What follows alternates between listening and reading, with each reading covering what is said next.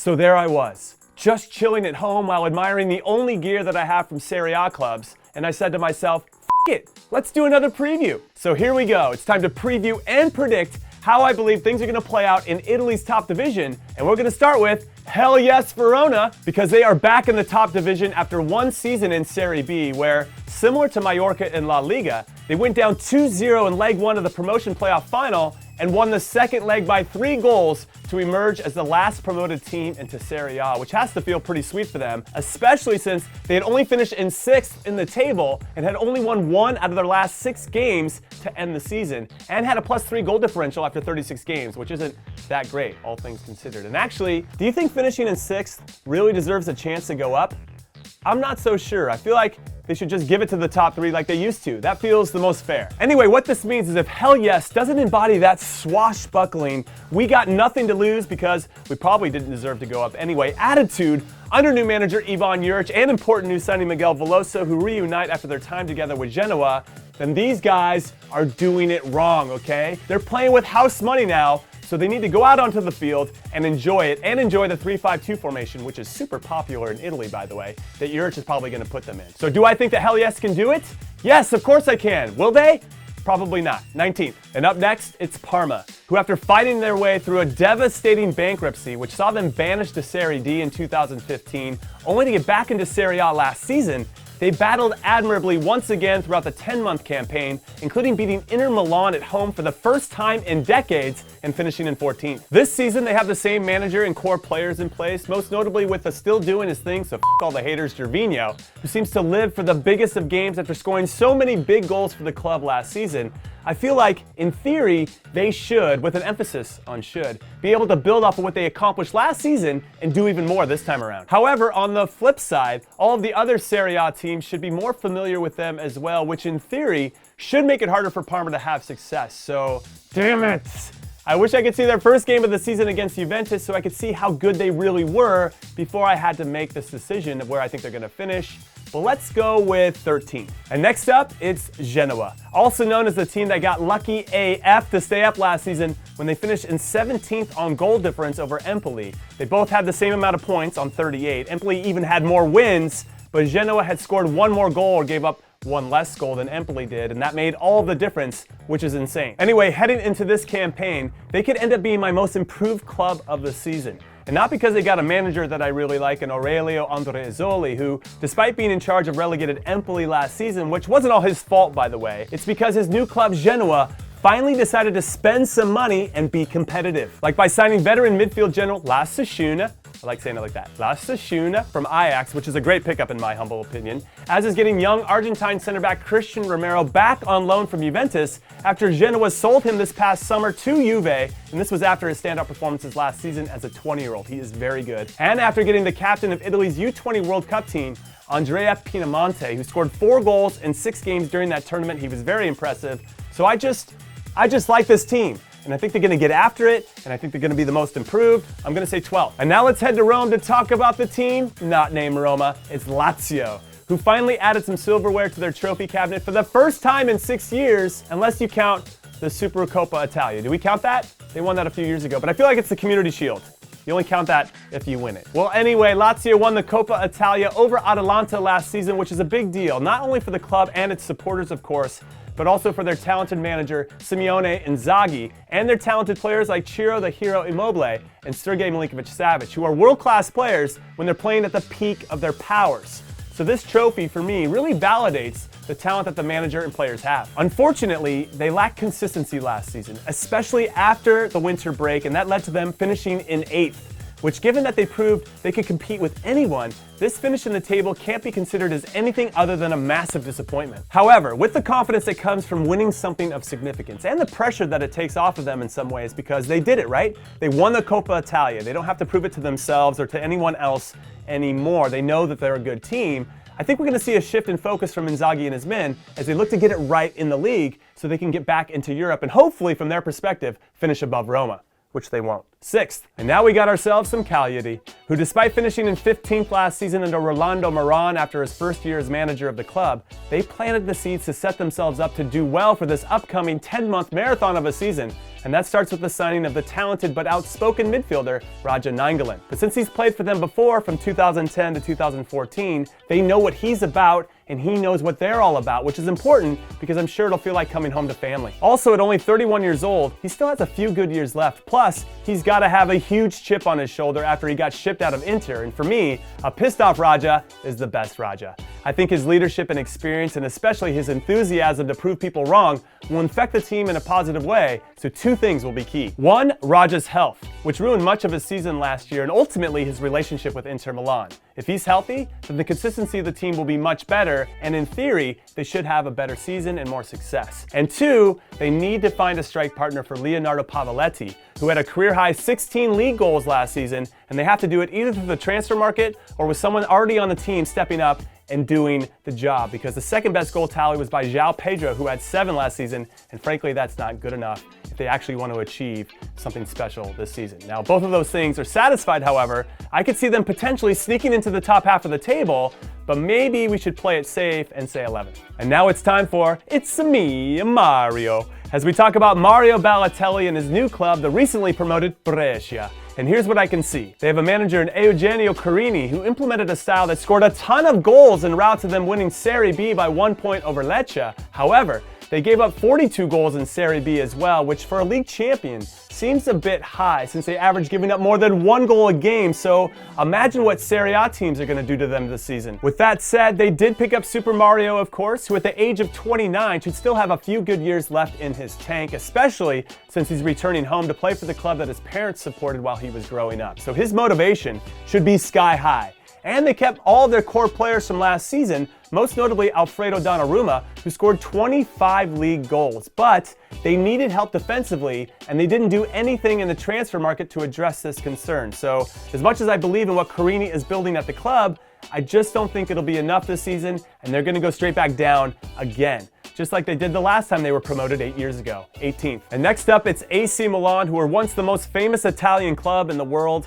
Unfortunately for them, though, they can't make that claim anymore. And I know that has to kill their supporters inside, because these supporters fell in love with something that used to shower them with all kinds of trophies in return, but those winning ways haven't happened in close to a decade. And last year had to have been a knife to the heart for these supporters after the club finished in 5th and out of the last Champions League spot on the last day of the season, 1 point behind their hated rivals, Inter Milan. Also, I should add that though trophies help, I don't think a club needs to win those regularly to show the supporters love. Instead, it can be through a style of play that the supporters are proud of, or consistently beating your rivals. But that hasn't happened with as much frequency either, due to ownership turnover and this new front office coaching and player carousel where people are there, then they're not, and just doesn't feel like there's any real stability. And really, when I think about it, what is Milan's identity right now outside of trying to recapture some old magic that doesn't exist anymore? Now, in fairness to them, quite a few clubs go through this in their history, where they were once great and godlike,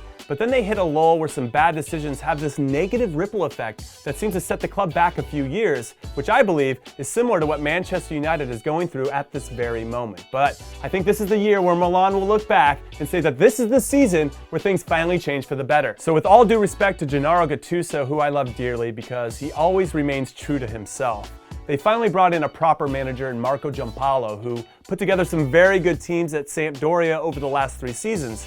And maybe even more importantly than that, they started to spend wisely in the transfer window. And my favorite move of all of their signings has to be in getting 21-year-old midfielder Ismail Benacer, who was recently named as the player of the tournament for the Africa Cup of Nations after Algeria won it all. Congratulations again to them for that. That was awesome. And they got him for only 16 million. So if Milan can continue to do this type of business in transfer windows, and the manager can get this group of very talented players to buy into his philosophy, I'm not only high on life, and you know 100% that I am, I'm high on Milan planting the seeds to do well this season and even better in the future. 4th. And next up is Fiorentina. And fun fact for you, I know their new owner Rocco Commisso personally, and he's the most passionate guy out there, so I know that his competitive spirit will be felt in every facet of the club, especially financially, because he's going to give his front office, coaching staff, and players all the tools that they're going to need to succeed, which included not letting one of their top players, Federico Chiesa, leave over the summer because Rocco gets it. If you want to win, you don't sell your best players. Which means it's time for their manager Vincenzo Montella, who is back for his second stint with La Viola, to demonstrate that he's the right guy for the job, and I think that he will, especially since they got nowhere else to go but up after disappointingly finishing in 16th last season. So I say they're going to be a lot more competitive than people think,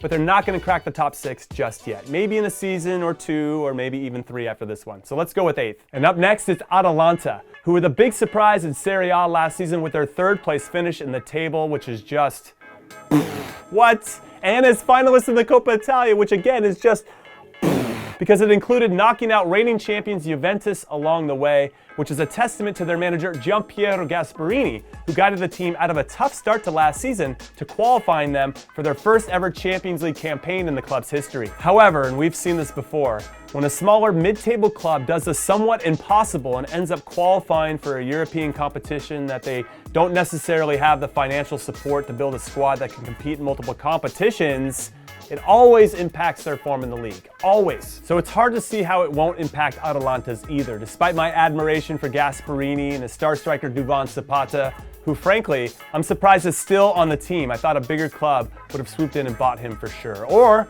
their signing of striker Luis Muriel from Sevilla, who did well during his loan spell for Fiorentina last season, so he knows how to do well in Serie A. I don't know. I mean, they're making moves. They're going for it, and we should all feel confident that Gasperini is going to get everything out of his players, and I love that. But the reality is the reality. And I think they better enjoy the Champions League while it lasts, because as much as I want to say otherwise, because I like watching them play, I don't think it's going to happen again next season or anytime in the immediate future. 7th. And now it's time to talk a little Lecce. After a slow start to the season last season, they came on strong to secure automatic promotion to Serie A by finishing in 2nd behind Brescia. But given the insane schedule that they were handed to start this new campaign in the top flight, they're definitely going to have to overcome what will most likely be a slow start again, because 8 of their first 10 games are brutal. They're away from home against Inter to start, and then they face Juventus, Napoli, Roma, Milan, Atalanta, Torino, and Sampdoria during this stretch as well. So the problem for them is getting off to a slow start in Serie B has to be a lot easier to overcome than getting off to a slow start in Serie A, and I just don't think they have the horses to do it. So I'm sorry, fellas. Enjoy your quick cup of cappuccino in the top flight, because you're going straight back down. 20th. And next up, it's Udinese, who, anytime I think of them, I always think of club legend Antonio Di Natale, or Tony Christmas as I like to call him, because the dude was an absolute beast who always put the team on his back and scored big goals when they needed him to, which is a long way of me saying that I miss him. And I'm pretty sure they do too. But given the current state of the team, it seems the owners, the Pozzo family, are more interested in investing time and money into their Premier League team Watford than Udinese. And that's a shame, because the club has some young players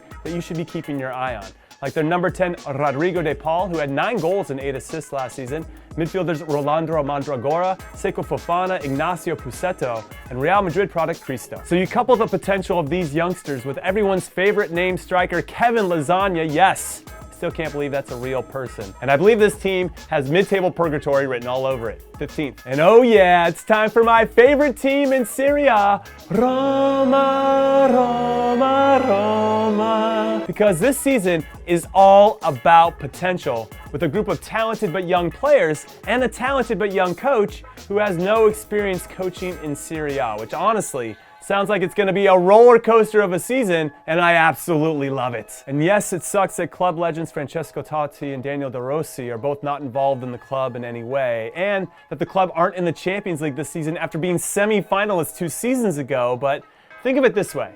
The long shadow of having these club legends around is gone, and the demands and pressure and expectations of playing in the Champions League are gone too, so everyone can just relax a little bit. Which I think is important, because with this new era being ushered in by a group of players that are in this 20 to 26-year-old age range, and I'm talking about Nicolo Zaniolo, Lorenzo Pellegrini, Justin Kluivert, Cengiz Under, Brian Cristante, and Patrick Schick, along with new signings like midfielders Jordan Veretout and Amadou Diawara, and defenders Gianluca Mancini and Leonardo Spinazzola, as well as goalkeeper Paul Lopez from Betis. I mean, look at this team.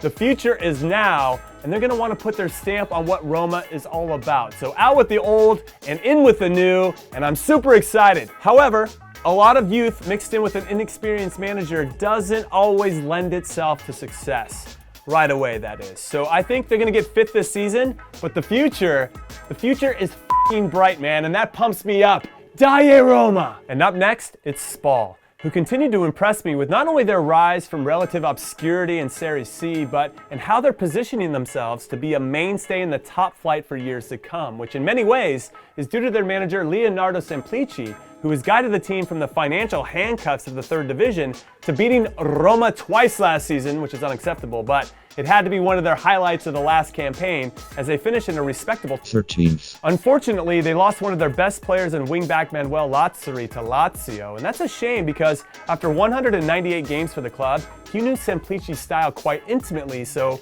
he was a player that the manager could trust on and off the field. And with him and his experience and leadership now gone, I think it's going to be a bigger loss for them than maybe they would like to admit. So I think this season will be a struggle, but they'll stay up, 17th. And now it's Torino's turn, and let me just sum them up for you. They're good at home, and they suck away. It's really that simple. They were just 3 points away from securing a spot in the Europa League on their own last season, but due to them winning only 4 away games, yes, just 4, they couldn't realize that dream, which honestly is unacceptable for a team of this quality. Thankfully for them though, they still did make the Europa League because AC Milan offered them their spot due to Milan's sticky financial fair play situation, which of course was very nice of Milan since they got forced to do it. But it just adds a layer of difficulty to Torino's season, which is maybe a good thing for Milan, all things considered, because it gives them one less team to worry about in their chase for the top 4, since Torino should be tired from midweek games all across Europe, assuming they can get past Wolves in the last Europa League qualifying round. Either way, under manager Walter Mazzarri, who has now had a proper summer to prepare his team, Torino should be even tougher to break down because that's what Mazzarri does. His teams always have good team shape, and they're going to fight for every ball, making sure that if you're the opponent, you're going to have to earn everything that you get. Nothing's going to be handed to you, which means playing Torino this season is going to be a chore. But if they still can't get results on the road, and if they make the group stages of the Europa League, I don't see a top 6 finish in their future this season. I see something closer to 9th. And next up, no one puts the ass in Sassuolo like Sassuolo. You know, I really want this joke to work so bad, and it just doesn't. And that's probably because it doesn't make any sense. Anyway, like Torino, Sassuolo were pretty amazing at home and ate a cazzo away from it. So even though they finished in a respectable 11th place, they were only 5 points away from Empoli, who ended up getting relegated in 18th. That's how tight things were in the bottom half of the table. But maybe my biggest concern for them, outside of their form away from home, is losing their top playmaker in Stefano Sensi to Inter Milan, especially when he hasn't been adequately replaced. And the fact that their top goal scorer last season, Domenico Berardi, only had 8 goals. And yes, I know they added Francisco Caputo, who somehow, someway scored 16 league goals for relegated Empoli last season. And I think that was an anomaly, by the way. I don't think he'll do it again. Maybe he'll prove me wrong, but I don't see it happening. I think this season overall is going to be a real struggle, but they're going to find a way to stay up to 16th. And now we turn our attention to Sampdoria, who, due to their eccentric owner and financial situation, seem to be in a state of, what the hell are we actually trying to accomplish, and how are we trying to accomplish it? Which in some ways feels almost Newcastle-like. And I know how that feels, so I know it when I see it. However, unfortunately for Sampdoria supporters, this owner does seem to actually care about his team, and evidence of that is that he hired a proven manager in Eusebio Di Francesco, who comes over from a relatively successful stint at Roma. No matter how that ended, I thought he did pretty well, all things considered, and who has some talented players at this club at his disposal, including the ageless wonder, Fabio Quagliarella. I thought I nailed it on the first one, and then I said it, and I know that I didn't. Anyway, he led all of Serie A in scoring last season at the age of 37. What a beast! So even though I think it might take Di Francesco some time, maybe even the season after this one, to get this team where he wants them, most likely by getting players that better fit his system, they will be competitive this season, and at times super fun to watch. Even if Quagliarella, I'm trying really hard here, even if he doesn't match his output from the last campaign, which I don't think anyone expects, because how could you? Can he really do it again? Sampdoria hopes so. Anyway, let's go with 10th. And then finally, before I get to my final 3 clubs, let's talk some Bologna and their savior of a manager, Sinisa Mihajlovic, because he took over for Pippo Inzaghi in January when the team was in the relegation zone and then led them not only out of the drop zone, but to a 10th place finish, which was nothing short of incredible. And he did it in his own unique way of being tough and uncompromising, which this group of players really responded to. But the question is, can they replicate that success now that the novelty of his coaching style has potentially worn off? Or to bring real life into this, now that he's bravely decided to stay on as manager even though he's been diagnosed with leukemia, will that be an inspiration or an emotional distraction? It's hard to say, but what I do know is that any team managed by this man will never be boring. So with regard to my prediction, and it might be a little low, but given how 11th through 18th in the table last season was only separated by 5 points, I think they're going to be somewhere in that mix again and finish in 14th. And now let's get to it. The 3 best options to win the Scudetto this season. It's Napoli, Inter Milan, and Juventus. And I'm just going to get this out of the way and say that Juve are going to win the league again for the 9th straight time, even though Maurizio Sarri is in charge and a lot of his stars are on the wrong side of 30. Now, don't get me wrong. I'm a big Sarri fan, and I think that's because he's a stubborn ass. I love that part of him. He knows how he wants his teams to play, so that's how they're going to play. There's no middle ground with this guy, which in fairness to him, though, in his one season at Chelsea, this stubbornness led to a Europa League trophy and 3rd place behind 2 of the best teams in Premier League history, and it led to Eden Hazard's best ever season as a professional. So will his stubbornness lead to something like a potential treble for Juve and maybe lead to a big breakout season for, let's say, Federico Bernardeschi, who I think is poised to be a monster this year? Maybe, maybe not. But I also have some other questions, like who's going to play the Jorginho role for him at Juve? One of his new guys, Rabiot or Ramsey? Are they good enough to execute what he wants and disciplined enough to hold that spot in front of the back 4? Maybe Rabiot, but not Ramsey. That guy likes to be a box-to-box guy. However, given how much they're paying Ramsey a week, which is crazy, crazy numbers, $400K a week or something like that, he better do whatever the hell Sarri wants and do it well. And is Sarri ready to solve the Dybala situation? Or maybe most importantly, is he ready to be immersed in the world that Cristiano Ronaldo has created that all of us are just living in? I want to say yes, of course. Sarri's a smart guy who knows how to get the most out of the teams he coaches because even if it's not pretty all the time, it is effective. And if it brings Juve more trophies, especially the Champions League, no one is going to care how he got it done as long as it gets done. Also, if you add in the fact that the leadership and experience of the GOAT Gigi Buffon is back in the team, which I think will be a huge boost for everyone at the club,